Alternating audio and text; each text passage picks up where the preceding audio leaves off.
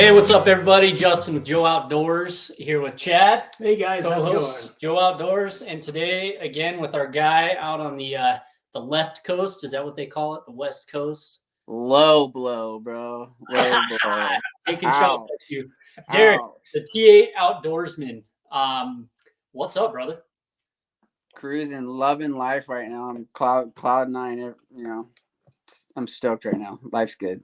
Awesome, brother. We're happy to have you on again. We had the opportunity, I don't know, a month or so ago, maybe a little longer than that now, right? Yeah. We went live on the Instagram, learned a little bit about what was going on with each other. It was a good conversation. And so I guess we're back today to actually do a real podcast. Yeah, I'm excited. From our last time we were together, that was a neat conversation.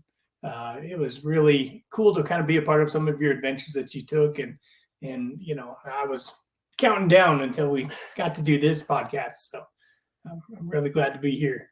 I can't tell you the hours of sleep I've lost just picturing both of your faces once again. I believe it. I love it, man. I mean, you know how to make a guy feel loved, and I appreciate that. Yeah. I got you, bro. So since, we got a little bit of a history, but we're going to have some first-time listeners, hopefully, right? Watchers. And I think the best thing we could do to start is maybe just hit back to giving people your background, man. Like we'll start with where you're at, where you're going, but the background first. So yeah, I'm out here, California. I grew up surfing. I was captain of my surf team in my high school, 14 years old. Then I switched over to snowboarding. As soon as I graduated high school, I started traveling the world snowboarding, with jumping all over from Telluride, Colorado, Australia, New Zealand, just bouncing around, chasing winter, living life. And as on one of my stops at Lake Tahoe, Squaw Valley, I just happened to fall off a roof and break my T8 vertebrae.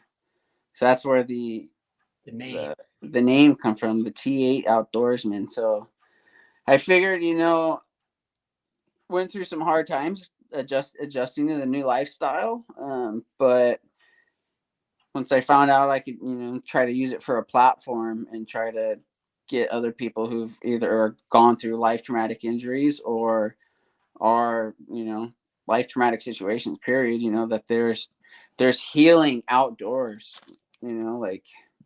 it's everywhere. God gave it to us for a reason. And I believe he gives everything out there is specifically tailored to us for whatever situation we're in. So yeah, I like it, man. I think, Chad and I, we obviously agree that there's a lot of healing outdoors, right? Whether that's mentally, physically, spiritually, whatever it is, man. And it seems like probably for you, from what we've chatted about, right? It's doing all the above for you.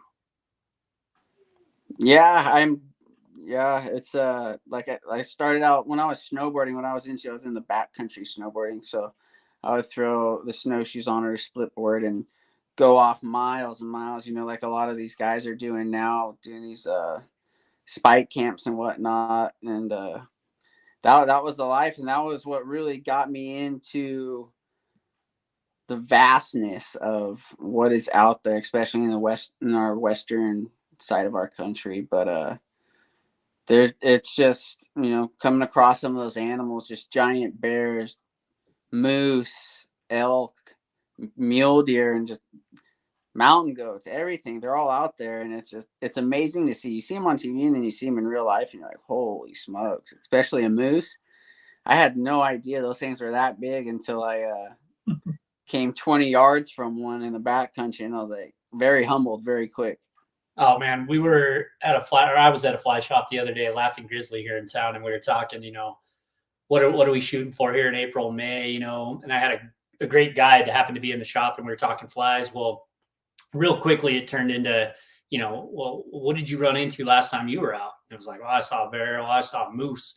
Well, we got into moose stories, man, and that was a lot of fun because we've personally here and some of the cousins that we fish with that'll probably be on the show here and there, dude, we've been treed.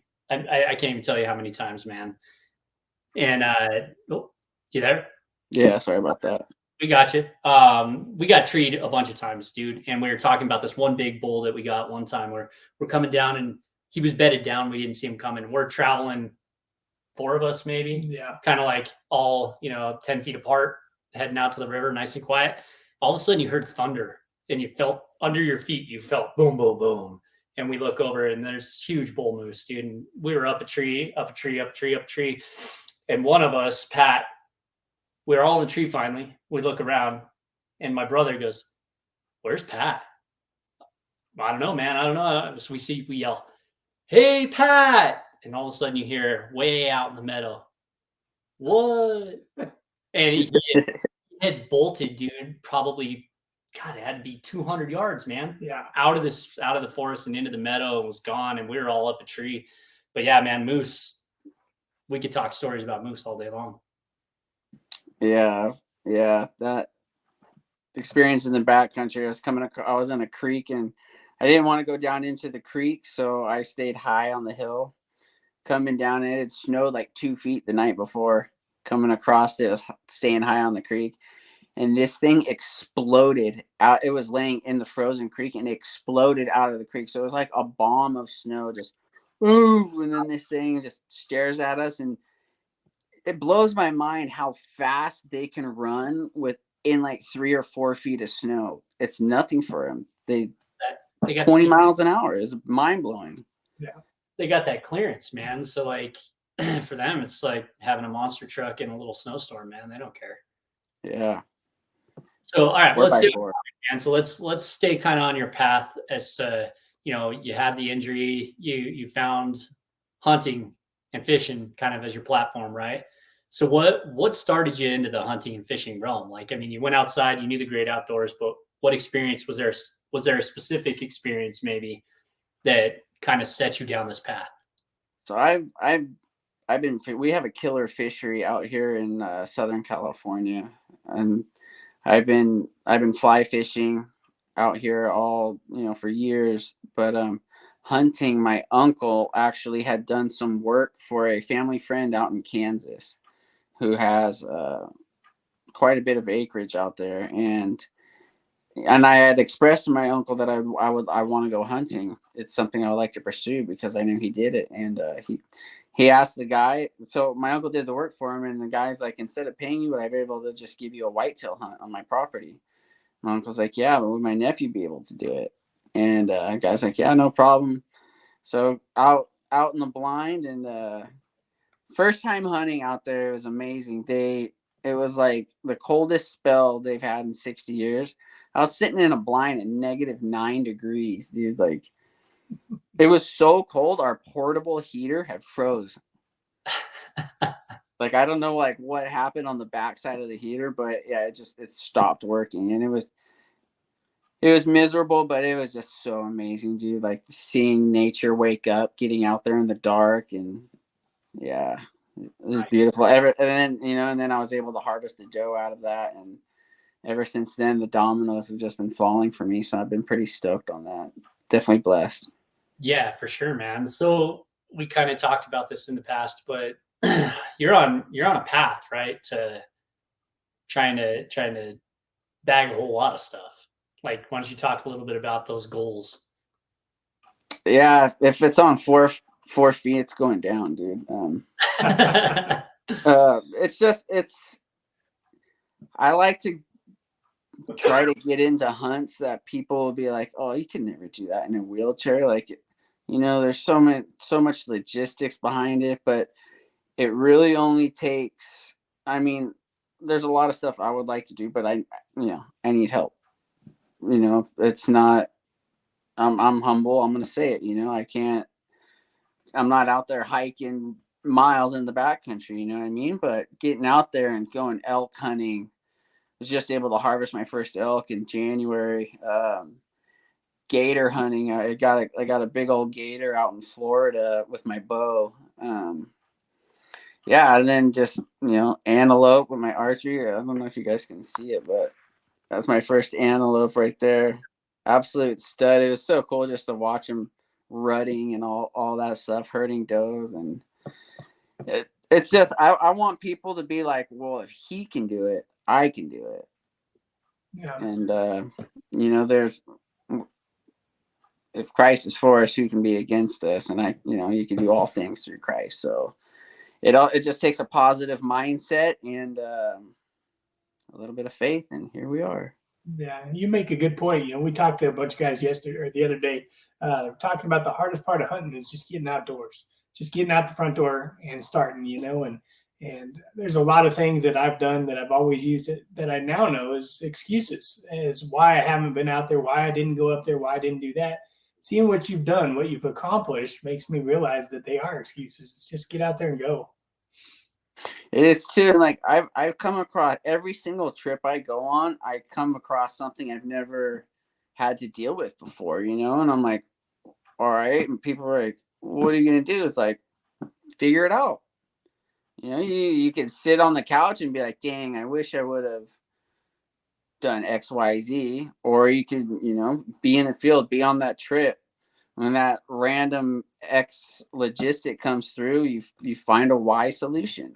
Yeah. It is what it is. Like I've had situations where I've had to hop out of my chair, army crawl underneath barbed wire, like crawling through cow patties the size of King Kong and covered in horse poo, and get through the other side. And it is what it is. Get back in your chair and keep smashing. You're like, at the end of the trip or days, months down the line, that all just adds to the memory. That adds to the story. Like here I am telling you guys about something I did years ago, and I still enjoy it. I wouldn't change it for a heartbeat. I think that's what's awesome, man. Right? Is it's the journey to that finish line, right? Everybody hears that all the time. It's about the journey, right? But when you hunt, when you fish, unless you're pulling up to the pond out of the car and just throwing right off the tailgate, right?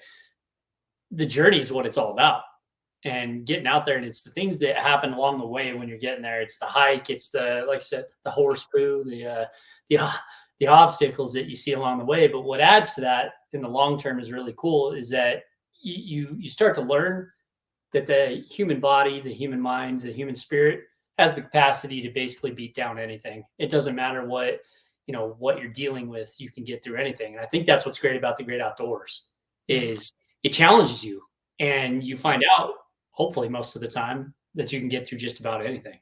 Yeah. And in a world like we live in today, we're full of excuses. I think people have forgotten a lot about what it takes to actually work hard. It's because we got soft. Right. And I think it's time to turn things around and realize that if you want something, then you actually have to work at it. And I think that's...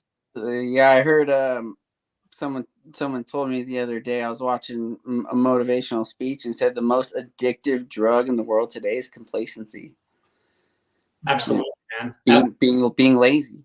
Yeah. Because the further you go down that path, man, the harder it is every day to change that direction, right? And so that's why never stop moving, man. Never stop going. Exactly, because then you start gaining weight, and then you start making excuses and all that, and then you got a whole nother journey to go down and path to go down. And yep, it's just something, me being in a wheelchair, I have to be cognizant of, because I at one time I did get overweight, and I was having a hard time starting to push myself, and I was like, dude, what am I doing? Like, you're blowing it. So that's why I got in the gym 5-6 days a week, just trying to crush it. So why don't we talk a little bit about that, man? The timing on that's pretty awesome, right? You and I chatted behind the scenes about something we're working on with Hunt, Lift, Eat, but why don't you talk a little bit about that fitness regimen and how important that was to kind of keep you on your path? Yeah, so like the hardest thing at first was just taking that first step, getting in the gym, like really, they say first step to addiction, admit you have a problem. I admitted I have a problem. I'm 5'9". I got up to 230, and me being in a wheelchair, that's just way too much. And seeing how that affected the people around me, trying to push me and lift me upstairs and stuff like that. And I was just like, man, I don't want. So I've been in the gym. You got your chest days, your triceps. You got your high intensity interval training. Back, biceps, arm day, all the above, swimming in the pool. I got a mountain bike. I smash on it's a hand cycle. So you're cranking like that. And I live by the beach. We got a boardwalk, and yeah, just enjoy life and just getting outdoors. And I love it. It's an addiction, a healthy addiction. So at this point, right? Fitness, the training's got to be not so much training anymore as much as it is just a lifestyle. Yeah. Oh, absolutely. The training, and plus the eating too, like cut out all like the processed foods, the processed sugars, sodas, all that garbage, like I was looking at photos of people like in the early 1900s, and there's not an overweight person out there, you know what I mean? I'm like, geez, dude, like see how far we've come. So that's another reason too I want to hunt, because I want to know where my food came from. Yeah. I want healthy food, lean, healthy food. And, so. Yeah, I think we're tracking the same there, man. We're finding out, through what's going on and what we're seeing, right? If you can't control your food source, you don't know what you're putting in your body. And I think that thing is so important right now. That's why it's real frustrating to watch what they're doing, with OTCs and what's going on in Colorado, and what where and when and how you're allowed to hunt and how many opportunities you get. It's frustrating. I don't even want to get into that conversation. That's another day, but yeah. And I see it with my own kids, it's like you say, hunting right now, it's a recreation for us. It's something that keeps us goal driven, but someday it might be something we have to do, not for recreation, but for survival. Well, if we're doing this for recreation now, how much easier is it going to be when we're doing it for survival? Because we know, what needs to happen, what we need to do. So, yeah, you'll have at least a game plan and logistics you could fall back on. Mm-hmm. Absolutely. All right, so I think the next coolest part to talk about then is like, you train for it, you're down the path. For us rookie guys, like we talked about, we haven't been out. I've never been out, right? Hunting's new to me. I've always been angling, right? Chad's been out a few times. For us, I think we want to hear stories. I know you got stories. So why don't we start with there was a bear story. Can we jump into that? That's like, we got a piece of it, I think, on that Instagram Live, and I want to hear that story. Yeah, that's actually. It gives us a reason to get even more pumped about getting out, man. So, like, that's him. There he is. There he is. It's all right. That's awesome. Okay, so like, sorry, boys. I was going into upstate Maine, and I was hunting about an hour and a half from the Canadian border. Went up to an outfitter out there, and I have an off-road wheelchair. It's got mountain bike tires on it and 4-inch shocks on the back. Nice. But so when I talked to the outfitter originally, he was like, "Yeah, a wheelchair, no problem. We got you, man." I was like, "Cool, let's go." So we went out there, but he didn't realize like there's not like a flat trail to the. It was a baited bear hunt, so it was not a flat trail to the baited. So we're going through the trail, and my chair's just like everything in Kingdom Come can hear us coming. So they ended up putting me on an army gurney, one of those stretchers, and stretchered me back in there, and then went and got my chair, and it was cool. And me and my dad end up sitting on this bait site about the fifth. It was the 5th day of a 5-day hunt, so we're kind of on the clock. We're sitting there, and I don't know if you guys follow like the Soliner tables, but I like I do. I like the Soliner table, and it was saying around there was a major in the Soliner table around 4:45. So sure as heck, 4:50, this black bear comes in, walking from our left to right, and it's about the bait's about 20 yards in front of us. So it comes in and it goes, and so inside the bait barrel, the outfitter was friends with the local pastry guy, so it was just full of donuts, full of sugar, and it was a fall hunt, so they're trying to pack it on. They were all about the sugar. Those bears were coming in and out of that bait site. And so the bear grabs a big old donut, goes and starts eating it about 10 yards to the left of the bait site. And all of a sudden, this guy just barks really loud. Just roof. And I don't know if that's called a bark, but I'm calling it a bark. It's roof. And it 180 turns and it bolts. Well, what's exactly downrange from that bait site that this direction? Me and my dad. And we're both sitting on the ground leaning up against aspen trees. Like my dad is, if I stuck my arm out and he stuck his arm out, we could touch each other. We're literally probably 4, maybe 5 feet separated, leaning back on these aspen trees. And this thing tries to split us. It tries to go right in between us. So at the very last second, I throw my arms. I'm like, "Hey, bear!" And this guy stops. And when he stops, he hits on all fours. And when he did that, he kicked up dirt and rocks and whatever on the forest floor all over my dad. Just boom, the dad covered. My dad ducks down, and this thing turns 90 degrees to get away from me because I had scared him, and his eyes were already that big from whatever scared him at the bait site. So when he stopped and looked up at me, he was like, "Oh my gosh, like I'm not digging this, dude." So he turned 90 degrees. Well, what's 90 degrees to my left is my dad. He's sitting on the ground. So this bear has to jump over my dad and his fur brushes up against my dad's arm. Because my dad was like this because all the dirt and whatnot that got kicked up. So he was blocking and stuff like that. So this bear comes and his fur brushes up right against his arm and hops over him and just bolts running, dude. And like, I'm sitting there, my heart's thumping out of my chest, and like, my dad's just staring at the ground. He's just like, I'm like, Dad, Dad. And he just looks up at me. He's like, "That was a big bear, dude." Spooked. I've never seen my dad so lost in the world. I just started dying laughing. Honestly, it wasn't that big of a black bear. It was probably 120 pounds, maybe, like the size of a large Labrador. But when that thing came running at us, it was almost like that.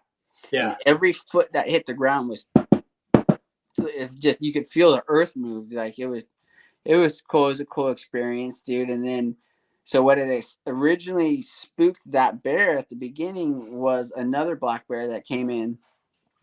This guy comes in, and my heart's thumping. I'm so full of adrenaline at this point. And I look at this bear. I'm like, "Oh, this bear's bigger," and it's day 5 of the hunt. And I just wanted bear meat. I wasn't too like gun ho about getting a rug or whatnot. I wanted the bear meat.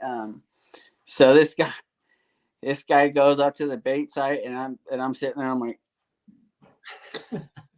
boom, dude. I was shooting a 7mm mag, and I dropped him right there, heart shot. He didn't go 3 inches, and honestly, it wasn't much bigger than the first bear. It's probably 150 pounds, maybe 30 pounds more. But I was just sitting there. I was like, I was kicking myself too, because right when I got out of the outfitter's truck, I had my GoPro on the dashboard, and I was like, "Oh, you know what? I'm just gonna leave it up there." It was day 5. I was kind of already like, sour on my situation, whatnot. You know what I mean? But I'm kicking myself every day. I think about that story. I should have grabbed that GoPro. Yeah, so I bet you haven't forgot about it since. No. It was cool though, just like getting that close to. I've never been that close to a bear, and I'm sure my dad never wants to be that close either. So I'm sure he doesn't, man. Mm-hmm. So as far as all your stories, where does that one rank? Is that like the top stories? Where's it rank? So like uncontrollable circumstances and uncontrollable adrenaline dumps. That's the top one, because yeah. Oh, I forgot to tell you too. And like when I shot that second bear that came in. Yeah. I wasn't paying attention to how close the optic was to my eye. I slapped myself super hard. I'm dripping blood down my nose, down my chin, down. It's all in my teeth are all red. And I got this video on my Instagram. I'm like, I just shot a big bear, and like I'm covered and soaked in blood, dude. It was cool. I hope you guys can go on there and check it out. It's funny. Yeah, we'll find that one, man, for sure, and share that. But so, dude, that's a hell of a day 5. But all right, well then, so what's the next best hunt that you've been on? I would say my archery gator, down in Okeechobee, Florida. I was able to go out there with a pretty popular guy on Instagram, I mean Python Cowboy. I don't know if you guys heard of him, but yeah, he's a nuisance guy down there. He's killing iguanas and boa pythons and alligators and all kinds of stuff too. So I get on a 5-day hunt with him. No, it was like a 3-day hunt with him. It's because Lake Okeechobee is the mecca. There's like more gators per square mile than anywhere in the world, and it's Lake Okeechobee, Florida. I hope so. I hope someone in Florida or someone doesn't quote me on that, but it sounds good. I will go with it. Yeah. But it was cool. So we go out there and then pop up that morning. We take like a 19-foot center console boat and smash out for probably 20 minutes to a half hour. And Lake Okeechobee is the biggest body of water in the lower 48 outside of the Great Lakes. So it's an absolutely gigantic lake. We're going, and I get out there and I get my binos up, and they said, all right, we're in the spot. And they're like, oh, there's one. I've never seen an alligator before, so I have no idea what I'm looking for. I just see a bunch of brush and logs and bushes and stuff like that. But like once I saw my first gator and I was like, oh, that's an alligator. Like they were everywhere, like rats. It was amazing. I've just never seen so many animals in that that small of a spot, other than like, when you have a bunch of does come out. But so it was cool. So we go, and the way that they were doing it out there, they got a raw chicken, and they wrapped this like 300-pound fishing test on there when they had like a big deep sea rod you'd fish for like 500-pound tuna. Yeah. And they wrapped the fishing line around the chicken. We spot one we wanted to go for, and we're going, and so they open up the bail, they drop the chicken. We drive probably 200 yards past this alligator, flip the bail, and then just start jigging this chicken, reel it in, jig it. And the gator honed in on the vibrations on the water. Okay. Swam right up to it and grabbed it with its mouth. So what these gators, they have this flap in their neck. So when they eat food, it prevents water from going down their esophagus. So he had the chicken, and then Mike's like, all right, as soon as he throws his head back, that's when it's on. So the gator, threw his head back like that, and that opens up that flap, and that chicken was able to go down there. Well, once their food is on the other side of that flap in their throat, it's extremely hard for them to regurgitate it out. So we got out, and he goes and he throws it back, and he's eating, or he goes, and then they go down to the bottom of the lake, and they'll lay down on the lake floor and marinate and let that thing dissolve in their stomach while they're eating. Yeah. So we go up and we throw on the trolling motor, and we go right above, and he's slowly reeling in that line to where we get right on top of the gator. Goes, and one of the other guys on the boat was, when you see the show Gator, I think Gator Boys or whatever it's called, and you guys got that like super strong Southern accent, and you're like, this was this guy to the T, just straight hillbilly gator, man. Like, it was so fun. I just like listening to this guy talk. He is hilarious. But he reeled this gator up, like a 400 or 500-pound alligator. Reels this thing up to the top. Once it gets right to the top, I had a bow, and I shot. And when you're aiming for a spot like that big behind their eyes to hit the brain, So you want to hit the brain as soon as you can, so it's just an instant kill. Well, I missed that little spot, and the arrow went.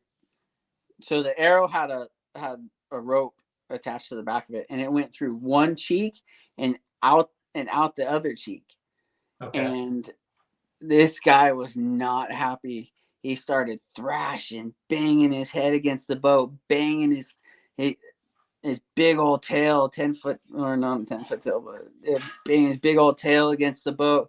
And our boat's like that. And what we're doing is we're on this boat, and so there's like I'm not familiar with boat terms, but there's the hull, and then there's this ledge on the front of the boat where you can stand up and fish from. Yeah. Well, they popped me up on that front ledge, and my dad's in the low part holding on to my wheelchair, and our boat's just rocking like this because this thing's thrashing, water's getting kicked up on us. My dad's everybody's holding on for something because no one wants to get in the water with a pissed off alligator. You know what I mean? Like, no, thank you. So everyone's just holding on tight, and so eventually this thing comes down, and we're able to maneuver the boat to where it gets on the other side, and they hand me a harpoon, and I go, and I've never, I don't practice my harpoon throwing skills very often. Training. Yeah, it's not just something I wake up and like, I'm gonna learn how to throw a harpoon today. But so I chucked my harpoon, and it was so funny because I look back on it now that, like, with all that going on and all the chaos and stuff, like, I had so much adrenaline in me, and like I was like, I didn't want this alligator to get the best of me, you know what I mean? So when I threw the harpoon, I look back on it, I just laughed my head off now. But I yelled when I threw the harpoon. I was like, ah, like freaking like a caveman, dude. It was so funny. I'm laughing at it. But like an epic movie scene. Yeah, oh yeah, full on Braveheart, dude. It was really cool. But then I was able to get that. So with those gators, you want to get as many lines into it as possible. You get, the line A was the bow, line B was the harpoon, and then the thing was kind of staggering, and we still had it on the fishing line at this point, so you can kind of maneuver his head around and whatnot. So we're able to pull the head up, and they hand me what's called a bang stick, and it's about a 6-foot metal rod with a 357 Magnum on the tip of it, 357 bullet. So when you stick these alligators, that bullet goes off and completes the job. And I got that bang stick right in his eye socket, and that 357 mag went off inside his head, and he rolled over and went belly up. So prior to your trip, did you know that was going to be the successive order of like things you were going to have potentially? No clue. Or that just all happened like on the fly?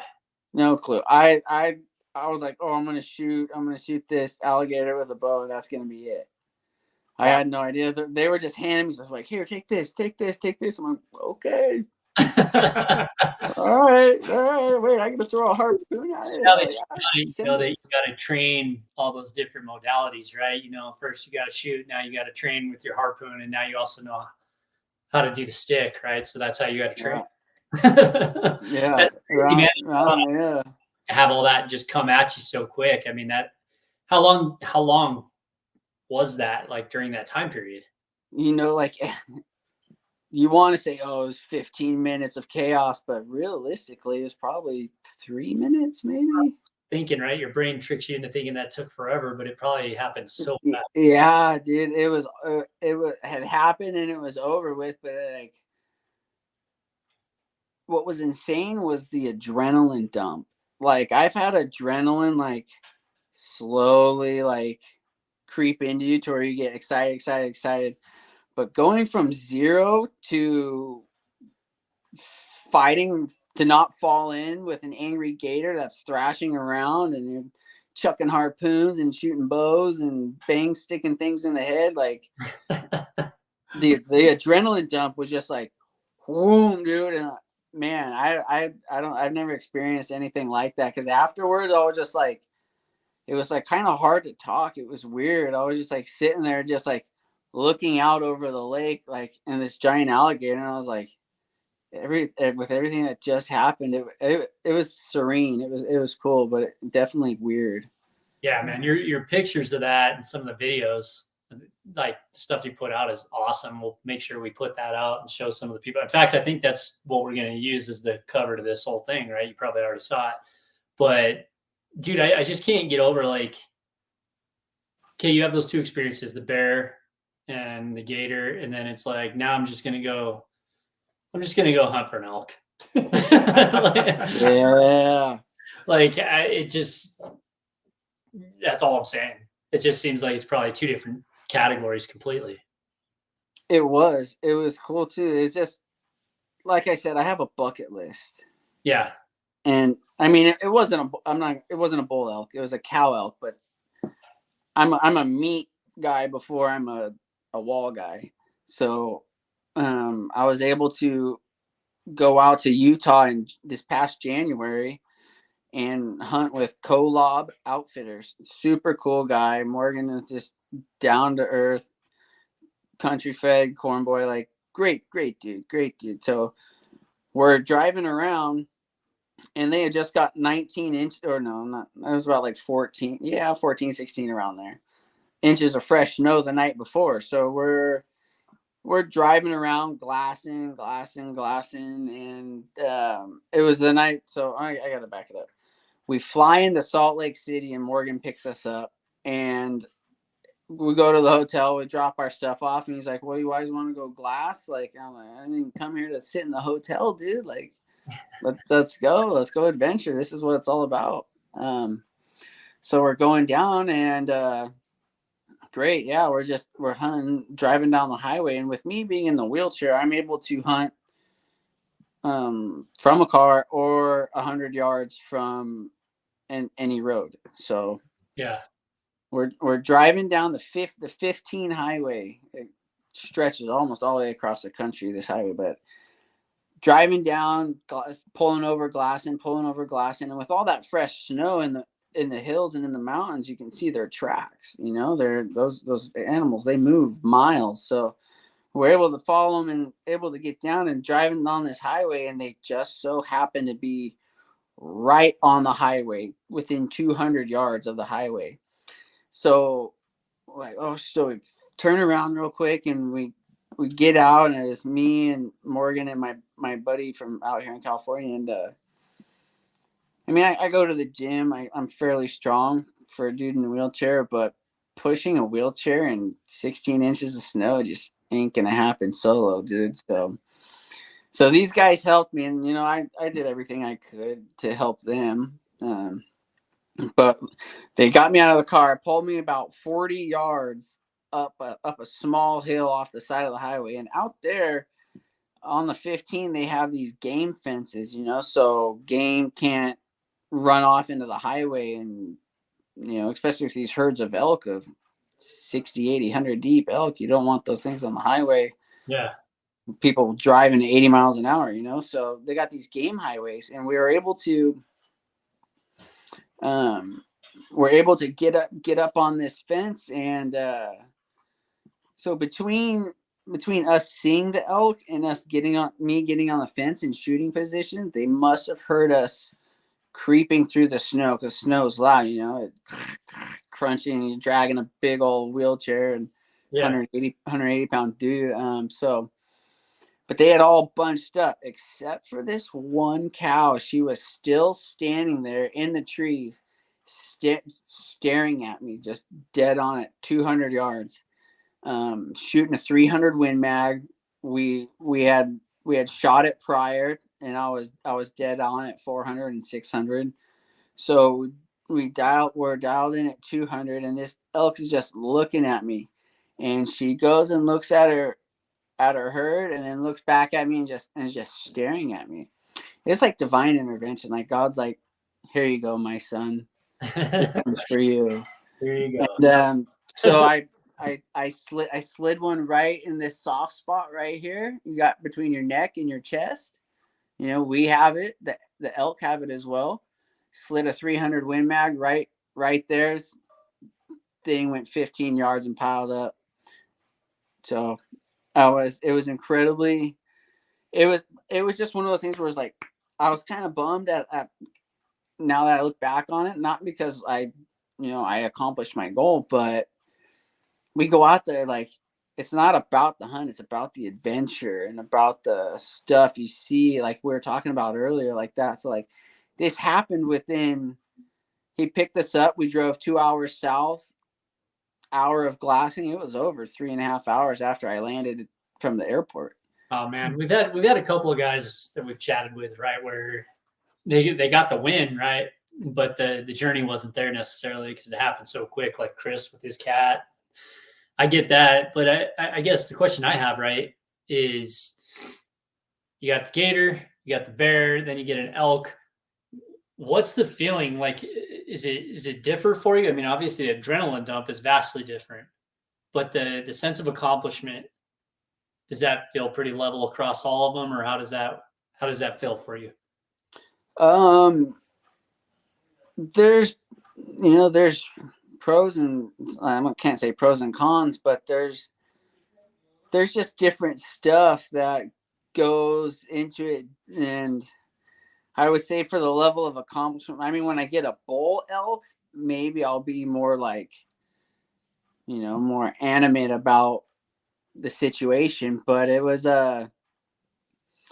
it's fun. I enjoy all of it, dude. It's incredible and adventure and being able to document it and stuff like that and show it to other people and have these big pages, these big wheelchair pages and stuff posting in. Yeah. And it's the comments I get on some of these stuffs where people are like, wow, man, I didn't have no idea I could have someone in a wheelchair could ever do that. I'm gonna go out and try it. I'm like, that's it, dude, right there. Like that's the whole reason I do it.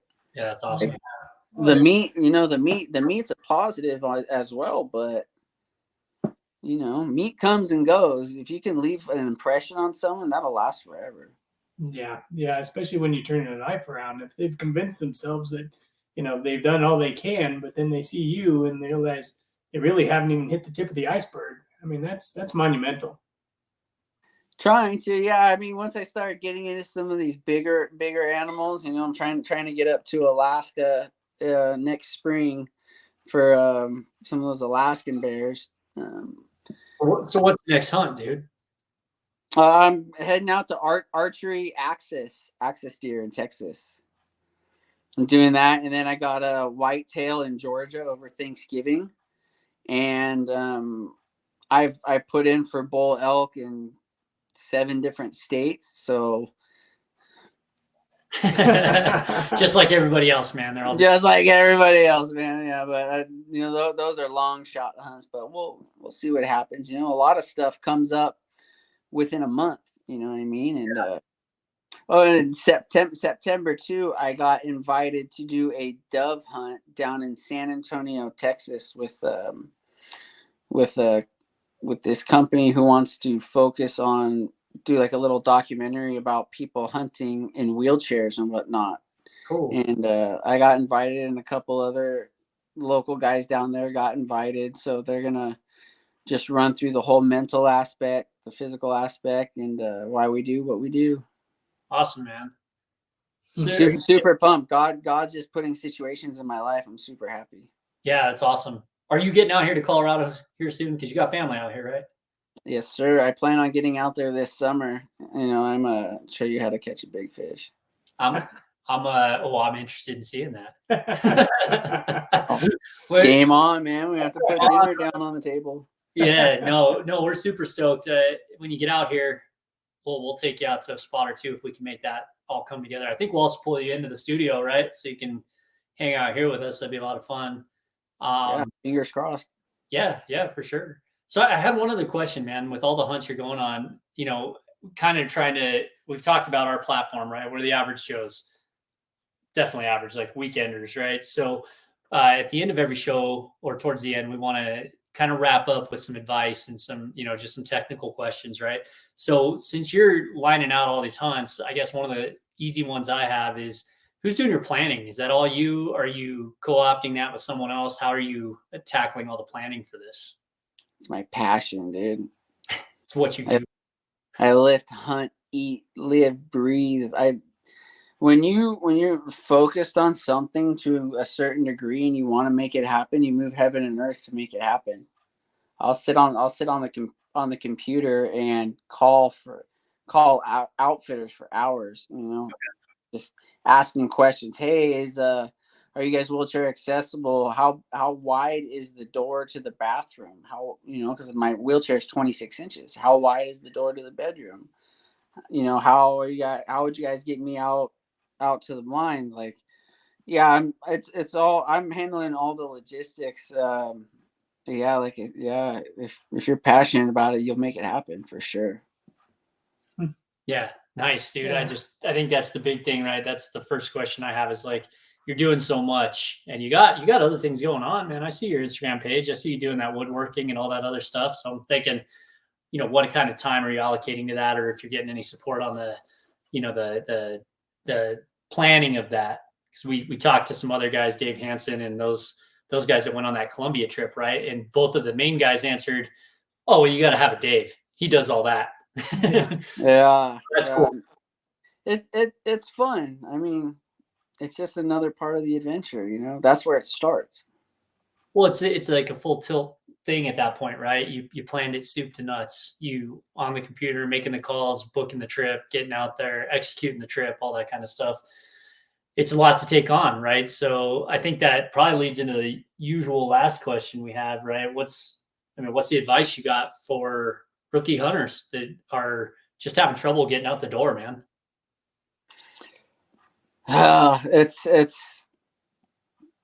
just one step. You got to take that first step in faith. Obviously, you have to have it financially, be able to take care of that part. Work your butt off. Get it. Meet people. Instagram and the hunting community is incredibly helpful. People will give you information. They will give you their wisdom and knowledge, understanding. People will help you. Don't be afraid to reach out. That's how I got mainly where I got. Like that gator hunt. I met the guy on Instagram. He's like, "Hey, I just so happen to have an extra nuisance tag. Anyone interested?" I'm like, "Yeah, dude, me right here." Nice. So it's just like going to work, finding a job. You put out a ton of resumes. Just put out feelers. Let people know who you are, what you do, what you're trying to do, your goals in life, and it's if you want it bad enough, it'll happen. Nice, man. Yeah, that's very well said. That's kind of why we're in this. That's the only thing we want out of it is to meet people that are going to introduce us to an entirely different world. Right, and here we are. Mm-hmm. Well, that's how we met. That right. Is exactly putting a feeler out. I was cooking dinner when you Instagrammed me that night, and I was like, "Oh man, who's this guy?" So I checked it out, and I was like, we chatted back and forth a few different times, and here we are in our second conversation. And when you get out to Colorado, we're going to be having a little bit of a fishing battle. Absolutely, yeah. I mean, you just see how far a Tinder photo goes. Well, here we are. Swipe.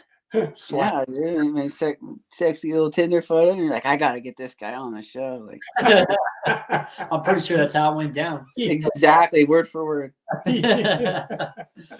Awesome, man. Well, I think the final thing that we do all the time is how do people find you? Where do you want us to send them? So I'm on Instagram at T8 _Outdoorsman. So there's a T8 Outdoorsman on there, but that's my old account. Instagram didn't like some things I had to say, and they gave me the axe. Stop speaking truth, bro. Yeah.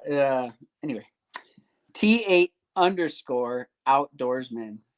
So yeah, if you guys could check it out, give me a follow. I would be super stoked. If you have any questions, anything you want to know, anything, shoot me a direct message. I'm on there daily. So Yeah, I can validate it. You hit him up, he'll get back to you. I would love to share some wisdom if I could. Awesome. Well, we'll Yeah. make sure we get some more pics up and some of these videos, and we'll put that out on the screen here, Chad. When we do this, we'll have that T8 Outdoorsman there. We'll have the link up for you. And I guess at this point, man, we're just looking for you to get out here to Colorado. Yeah, I can't wait. Yeah, I plan on probably August, September-ish. Perfect. Yeah, we can make something happen, I'm sure. Let's definitely make a plan to get together. Cool. Yeah, we'll be super stoked.